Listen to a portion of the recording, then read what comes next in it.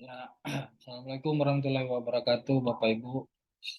Beberapa hari ini kita melihat di YouTube sosialisasi, tapi kalau kita lihat substansinya, kita langsung aja sosialisasi itu dia masih berlaku surut, masih meminta sebenarnya bukan sosialisasi Permen Pan RB 1 tahun 2023 ya, tapi eh,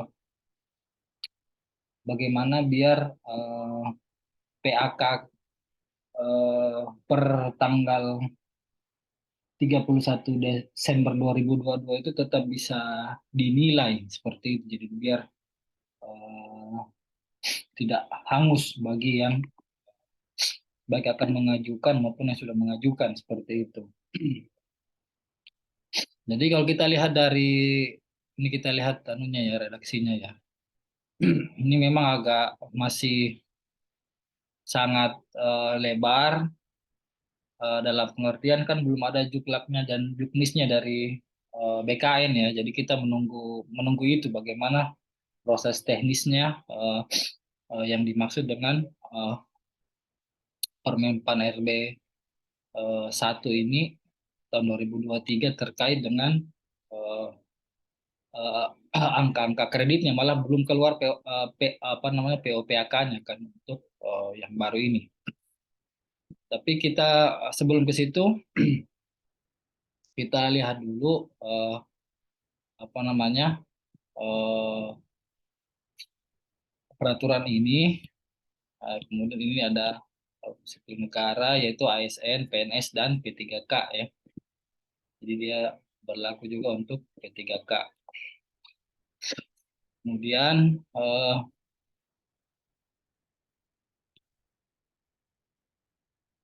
ini ada sebenarnya ada beberapa yang agak masih membingungkan ya. Tapi kita berusaha untuk memahami angka kredit kumulatif, nilai angka kredit yang harus dicapai di pejabat fungsional. Ini kita lanjut ya.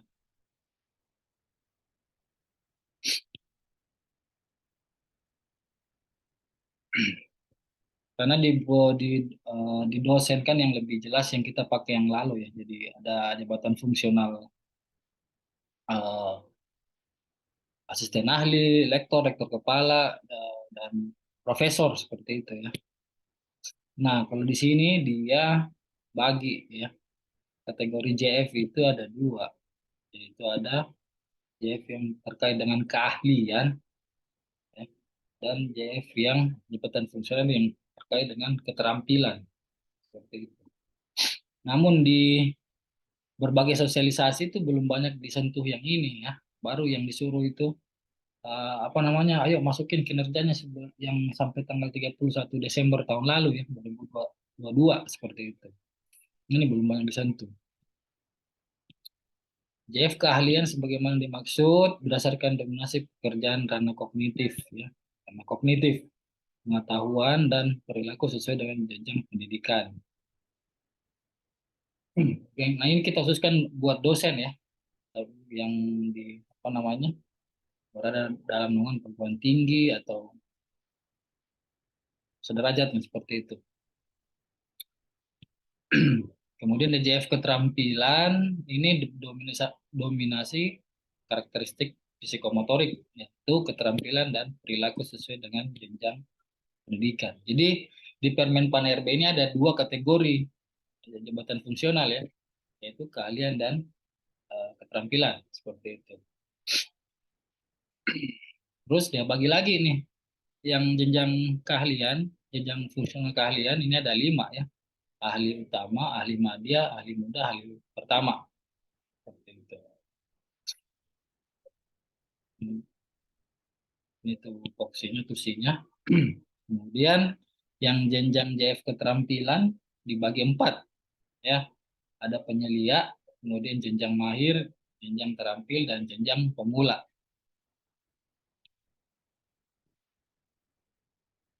Nah ini yang sebenarnya belum terlalu banyak disentuh ya di sosialisasi itu yang sebenarnya kita tunggu juga ya. Jadi jangan apa sosialisasinya jangan berhenti di ayo dosen ngumpulin angka kredit nih sebelum apa namanya, tanggal 31 bulan 12 2022, biar nanti kita paling lambat itu 15 Mei 2023, kemudian penetapannya 30 Juni. Nah, itu kan yang teknikal, tapi bagaimana dia akan berlaku ke depan, nah, itu yang belum terlalu banyak disentuh di sosialisasi ya.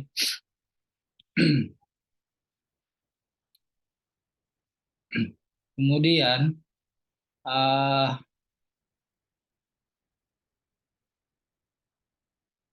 kita lihat di sini ada eh, perpindahan-perpindahan ya. Sorry, nah ini PNS ya, jadi bagaimana yang non PNS gitu kan. Itu belum belum ada. Tapi kalau di kampus yang non PNS ini akan pasti ngikutin ini juga ya, karena kan anggaplah itu nanti masuknya kategorinya P3K misalkan. Jadi jabatan fungsional, jabatan administratif, JPT itu ada yang di atas tadi.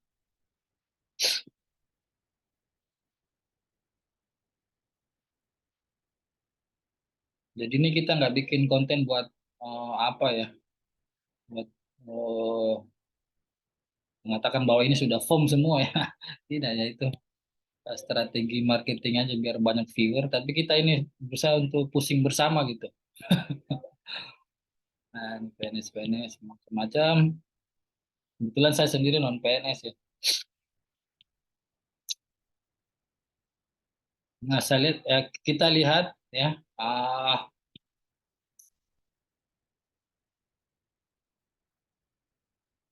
apa yang belum belum belum jelas sebenarnya ya. Apa yang belum jelas, karena ini kan berlaku untuk instansi lain juga ya, untuk selain kampus begitu. Saya tidak terlalu ngerti gitu. Ini saja untuk kampus kita sebenarnya nggak terlalu paham, tapi kita berusaha untuk bingung sendiri aja ya. Bukan diri, berdiri dari PNS kan. Non PNS yang gimana ketiga kan. Nah, sekarang kita langsung aja ke poinnya ya. Poin penting yang tidak disentuh dalam sosialisasi. Saya nggak tahu apakah ini juga udah firm paham semua atau gimana.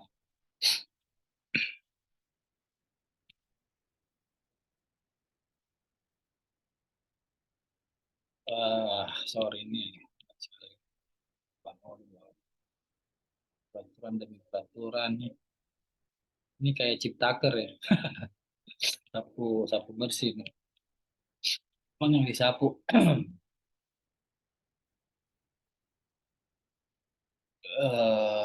tetap berlaku sepanjang tidak bertentangan. Oke, tidak bertentangan. Dan tidak bertentangan masih bisa dipakai teman-teman.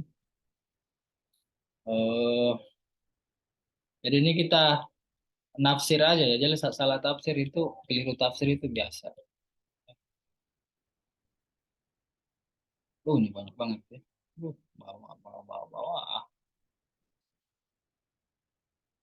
Jadi ada yang pindah anu tadi ya, eh, pindah vertikal, pindah diagonal, ya,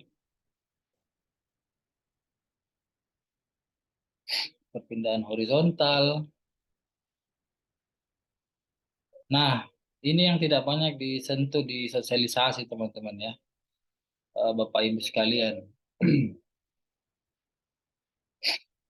Kalau dia disebutkan di ini, di Permen Pan RB ini, kalau modelnya perpindahan horizontal itu perpindahan jabatan lain yang setara, ya, baik dalam satu kelompok maupun antar kelompok jabatan administrasi, jabatan fungsional atau JPT. Kalau dia perpindahan vertikal, berarti posisi jabatannya lebih tinggi dalam satu kelompok jabatan fungsional. Ya kan? Bisa tuh. Kalau kita naik set ke atas, itu kan itu dia vertikal seperti itu. Tapi kalau dari 3C ke 3D, misalkan 3A ke 3B, berarti dia horizontal. Nah, ini yang tidak dijelaskan ya. Bagaimana mencap apa yang dimaksud dengan koefisien ini, gitu kan? Bagaimana cara menghitung ini? Karena kalau dia masih berlaku surut memakai POPK 2019 kan jadinya agak kecil ini ya untuk Bapak Ibu ya. Jadi ini kategorinya tadi jabatan fungsional ada dua kan. Jabatan fungsional keahlian ya, yang terdiri dari apa namanya, empat juga ya, empat, dan keterampilan dan dia terdiri juga dari empat ya, penilaian mahal dan sebagainya. Nah, yang belum dijelaskan secara detail ini gimana cara hitungnya ini biar dia sampai ini, ya kan? Ah, tapi nanti kita lihat lagi di sosialisasinya eh, seperti apa. Tapi sependek penglihatan saya itu belum dijelaskan ya. Hanya dibilang, ayo isi apa namanya A B C D E gitu kan, biar nanti diakuin angka kreditnya. Gitu. Tapi ini nggak dijelasin. Adapun penjelasan video lain itu ngitung-ngitung sendiri spekulasi dia posisinya karena nggak berdasarkan rumus. Ini koefisien ya. Jadi kita butuh rumus yang rigid. Bagaimana mencapai ini? Seperti itu. Nah, dapat bersifat proporsional berdasarkan pangkat awal jenjang jabatan pada saat menduduki JF. Nah, kemudian ada konversi predikat kinerja tahunan menjadi angka kredit. Ini konversi predikat kinerja tahunan menjadi angka kredit. Gimana caranya dikonversi? Nah, itu ya.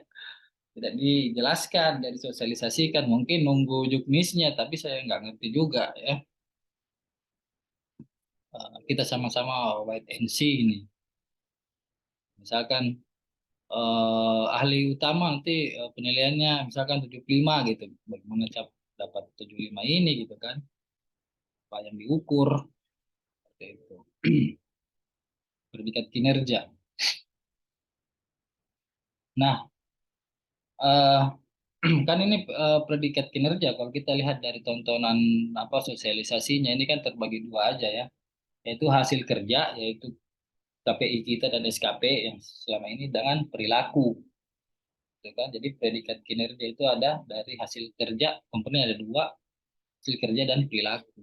Jadi teman-teman harus baik sama pimpinan karena perilaku itu dinilai juga ya. Jadi nggak bisa pintar sendiri ya, pintar nulis-nulis artikel skopus-skopus tapi kelakuannya nggak bagus di institusi, adabnya juga kurang, nggak bisa gitu. Jadi tetap perilaku dan adab juga dinilai oleh pimpinan nanti. Tapi bagaimana mencapai ini itu belum ngerti ya. Nah, angka kredit penyesuaian dan penyetaraan. Jadi ini juga agak saya juga belum mengerti ya angka kredit kenaikan pangkat. Ya. Jadi misalkan kita nih posisinya anggaplah apa namanya 3B, ya, 3B S2 10. Ya. Nah kita nggak tahu nih ini empat apakah kita ngumpulin apa angka kredit eh, apa empat dalam satu tahun ataukah dinilai eh, S2 itu dalam kurung waktu kurang dari satu tahun itu hitungannya empat. Begitu.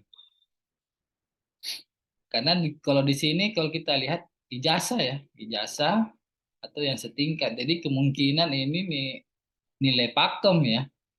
Jadi misalkan anak S2 kemudian masa golongannya itu kurang dari satu tahun, bahkan nilai ijazahnya itu empat. Nah ini tafsir aja ya. Kalau dia salah ya keliru ya. Gimana lagi keliru berarti. As simple as that ya. Kita coba membaca dari keterangannya ini ya. Ini yang jarang disentuh sosialisasi, harusnya sosialisasi itu yang ini ya. Selain disuruh ayo buat apa namanya? Masukin masukin PAK-nya yang pakai PO PAK 2019. Jadi kalau misalkan kita baca lagi ya, ini kan tadi ini yang ini ya. nilainya ini. Jadi misalkan ya ijazahnya itu S2 ya. Dua. Kemudian apa namanya? Dia ijazahnya angka kreditnya dan masa golongan 1 tahun. Ini kan kurang dari 1 tahun, ini 1 tahun. Jadi nilai angka kreditnya kemungkinan dinilai ijazahnya itu ya 19. Nah, ini eh, tafsir tafsir tafsir kacau aja ya, karena nggak ada sosialisasinya. Ini gimana? Justru yang paling penting di lampiran nggak disosialisasikan, pi itu. Akhirnya kan kita tebak-tebak buah manggis kalau kayak gini. Ya, jadi ini hubung angka kredit, masa golongan, ada poinnya, ada ijazah, ada golongan. Ya. Jadi kalau kita baca begini, pokoknya kalau dia daftar dosen, magister S2, langsung diterima jadi dosen, magister S2, dia pakai ijazahnya, berarti langsung 3B, kan gitu. Ini kan sudah dari dulu ya. Pokoknya dosen masuk S2 itu 3B. Angka kenaikan pangkat, ini kita nggak ngerti ini 50, begitu. Kemudian ijazahnya kalau udah lebih 1 tahun, tapi karena aneh juga kalau kita tafsir kayak gitu ya. Ijazahnya 1 tahun nilainya 19.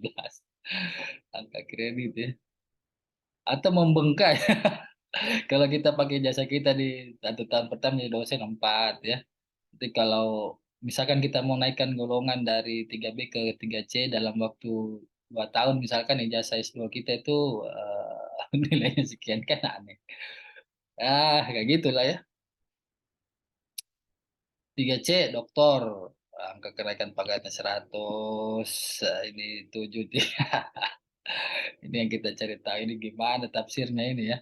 Kalau teman-teman punya tafsir lebih baik ya komen aja, Pak. Komentar aja di kolom komentar ya. Maki-maki saya juga bisa. Karena saya juga nggak terlalu tahu matematika sebenarnya, apalagi nggak disosialisasikan kan, makanya kita kacau. Oke, dadah, dadah, dadah, dadah. Golongan 4D 200. Nah, kategori keterampilan. Tadi itu yang keahlian kan, jadi keahlian ya.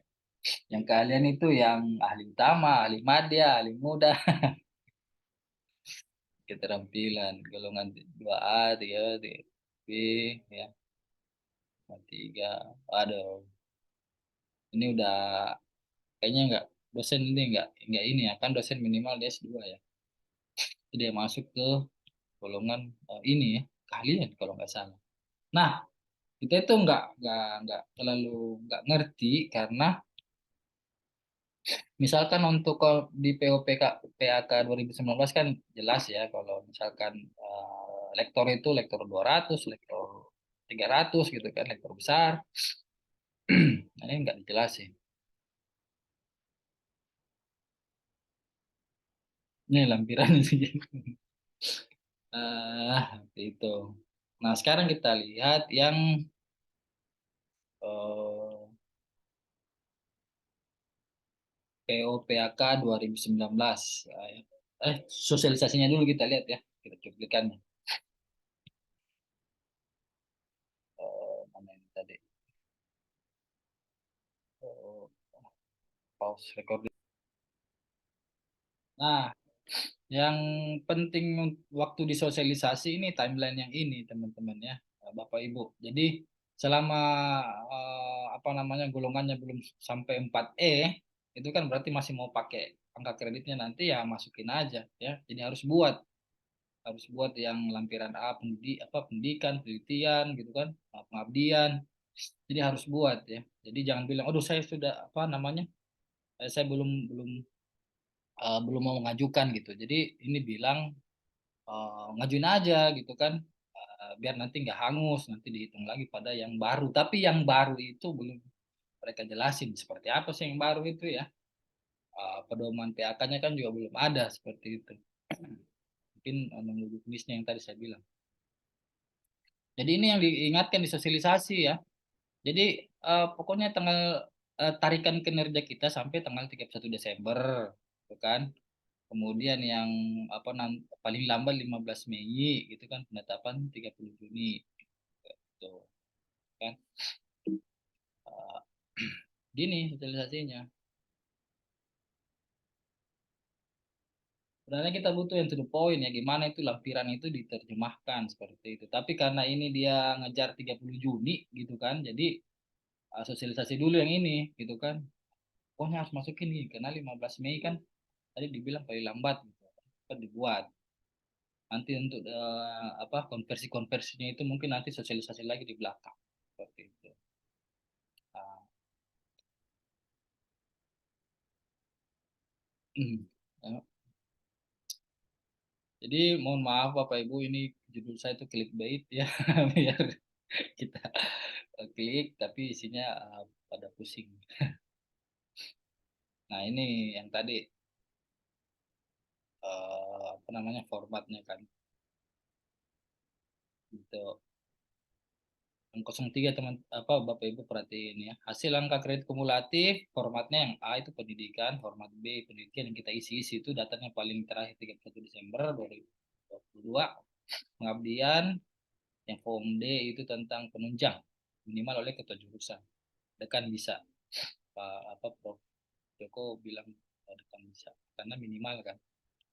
Prodi ketua prodi bisa enggak bisa karena minimal ketua jurusan.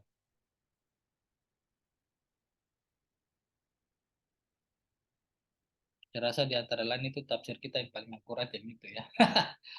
Gak perlu dia nggak bisa tanda tangan. Selain itu kita meraba-raba, together meraba-raba.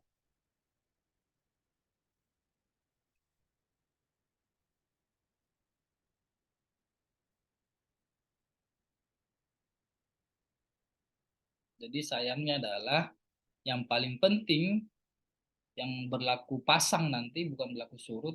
Kan ini berlaku surut karena masih pakai PHK 2019 itu berlaku pasang itu nggak dijelasin. Ya. Seandainya mungkin agak disentuh sedikit, itu kan bisa.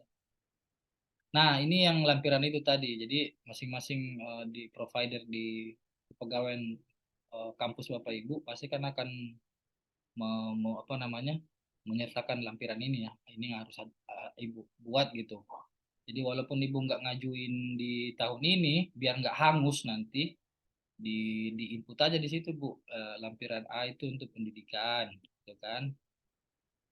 Datanya sampai ulangi lagi sampai 31 Desember 2022.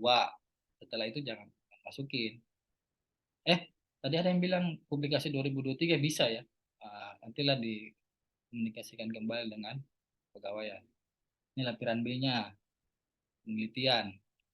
Lampiran C-nya, pengabdian. Ini ngisinya pakai apa? Masih pakai PO PAK 2019. Nanti kita lihat PO PAK 2019 itu. Ah, keren sih itu ya, PO PAK 2019 aja rigid. Kita tahu, oh dari sini kita mau mau tracking itu. Mantap gitu. Lampiran D itu penunjang. Ini form D. Kemudian lampiran E itu berita acara. Ini berita acara. Kemudian dia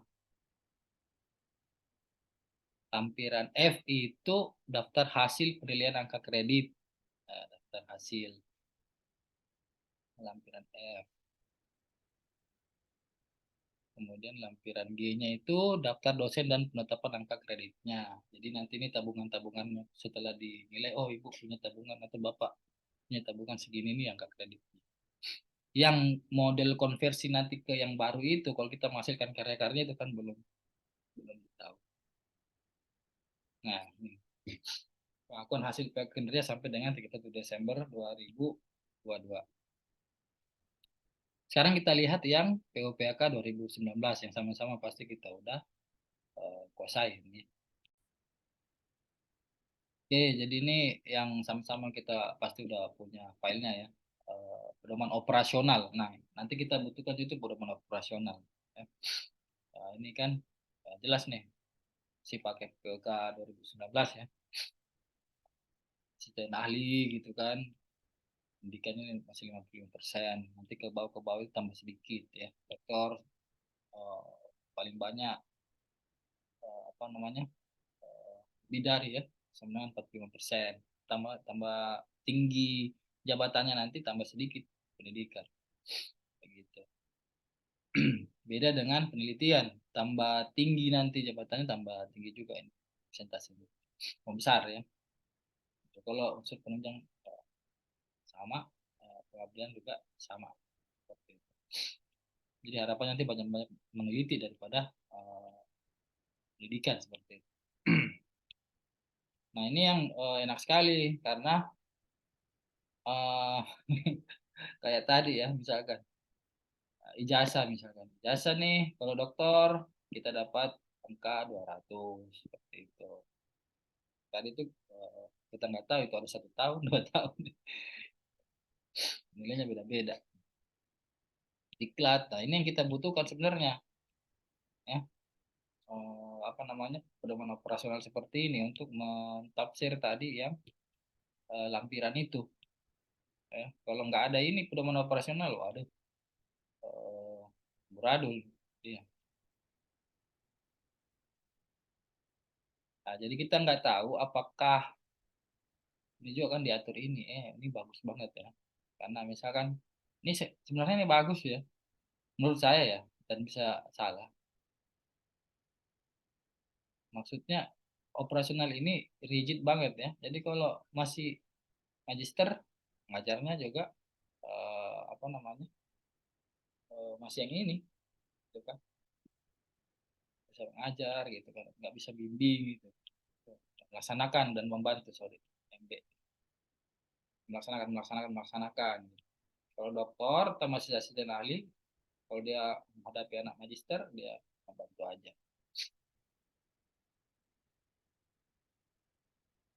Ya. Nah, ini yang sebenarnya kita butuh ya, bagaimana operasionalnya. Nah, ini udah disebutin set, kolektor itu jurnal yang mana. Ya. Kayaknya ada surat edaran baru itu, tapi kita nggak tahu surat edaran yang 2022 itu apakah berlaku ya. Berlaku nanti ke Permenpan RB ini. Kita tunggu aja pedoman operasionalnya. Itu. Apakah juga bisa lompat jabatan ya dari lektor ke profesor gitu. Itu kan diatur nih kalau lompat jabatannya di sini. Cuma tadi yang dikasih tahu kewenangan waktu sosialisasi lektor kepala itu nanti dikirim juga berkasnya ke kementerian seperti itu. Jadi, kalau lektor sama asisten ahli ya cukup di perguruan tinggi bersangkutan aja. Tapi kalau udah lektor kepala dan profesor di situ. Kalau mau lebih banyak profesornya lagi sebenarnya ya profesornya aja deh. Sekalian semua lektor kepala semua ditaruh di universitas ya kayak di luar negeri. Jadi banyak profesionalnya apa profesornya itu. Kayaknya itu saran-saran yang tidak berdasarkan anu riset mendalam seperti itu. Jadi pakai ini Bu, Bapak Ibu yang kita masukin itu ke apa masih 31 Desember kita crawling data kita masih pakai nilai ini. Jadi eh, untuk tafsir yang di situ di Permenpan RB yang lampiran itu kita belum bisa bicara banyak karena kita juga nggak ngerti ya karena dia campur kan dosen dengan non dosen juga di instansi PNS yang lain.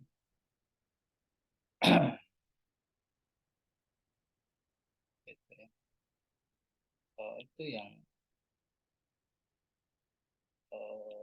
menarik.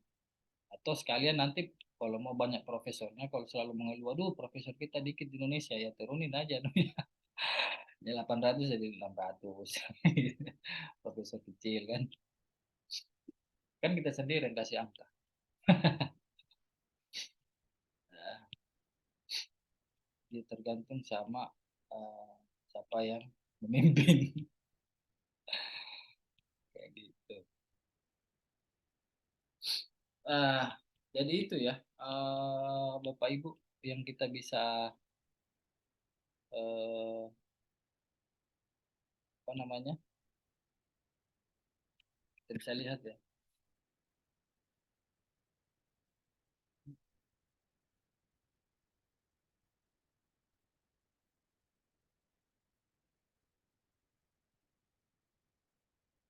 Oke, gitu aja mungkin Bapak Ibu. Karena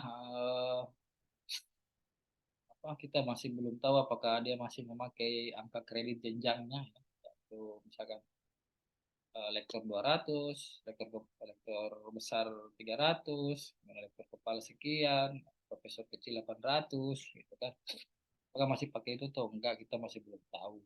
Jadi kita nunggu aja pedoman operasionalnya. Terima kasih. Minta maaf kalau tidak terlalu banyak membantu. Wassalamualaikum warahmatullahi wabarakatuh.